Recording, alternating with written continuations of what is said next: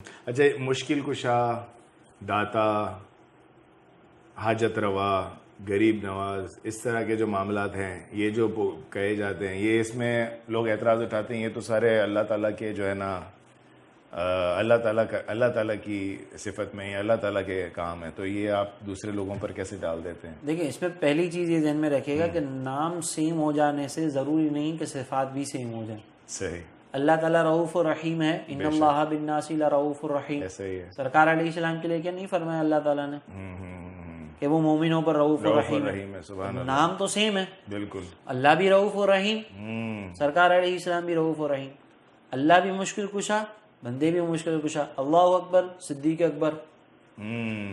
کیوں؟ بالکل. تو اب اس کا مطلب اللہ غنی ہم پکارتے ہیں، اللہ غنی، عثمان غنی غنی رضی اللہ تو تعالیٰ. نام سیم ہونے سے شرک نہیں ہو جاتا.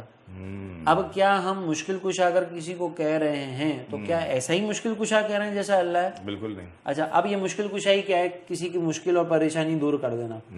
اس اعتبار سے دیکھا جائے نا تو حضرت یوسف علیہ السلام کو جو واقعہ ہے اس میں آپ دیکھیں کہ جب وہ اپنے والد سے بچھڑے تھے حضرت یعقوب علیہ السلام سے، تو حضرت یعقوب علیہ السلام کی بینائی جو وہ جا چکی تھی. بالکل ایسا ہی ہے. تو حضرت یوسف علیہ السلام نے اپنے بھائیوں کو یہ نہیں کہا کہ میرے وسیلے سے دعا کرنا، کہا یہ میرا کرتا ہے، والد صاحب کی آنکھوں پہ پھیر دینا. بالکل ایسا ہی ہے.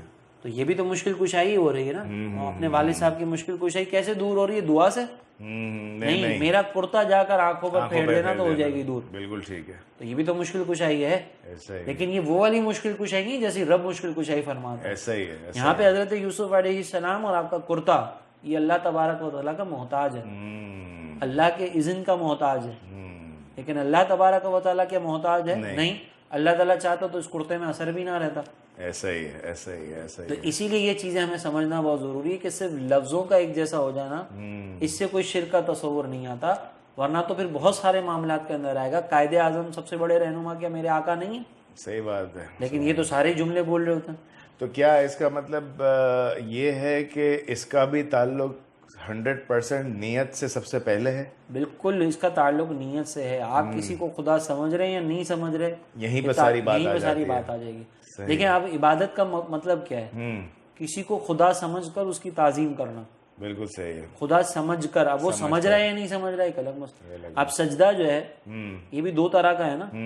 فرشتوں نے جو سجدہ کیا تھا اور ہم جو نماز میں سجدہ کر رہے ہیں، دکھنے میں تو دونوں ہی جیسی چیزیں. ایسا ہی ہے. وہ ایک تعظیم ہی ہے، لیکن وہ تعظیم کا تھا اور یہ ہم نماز میں جو کر رہے ہیں وہ عبادت کا ہے. اب اگر کوئی مزار پہ جا کے سجدہ کر رہے ہیں نا، ہم اس کو کنڈیم تو کریں گے. ہاں، ہماری شریعت میں الاؤ نہیں. ہم اس کو ڈائریکٹ فتویٰ جو لگا سکتے ہیں نا وہ حرام کا فتویٰ لگا سکتے ہیں. شرک کا وہاں پہ بھی نہیں لگ سکتا جب کیونکہ آپ کو اس کی نیت نہیں پتا. بالکل. ہاں، وہ یہ کہتا ہے کہ بھائی یہ میرے لیے خدا کی حیثیت رکھتے ہیں تو پھر ختم، بات گئی.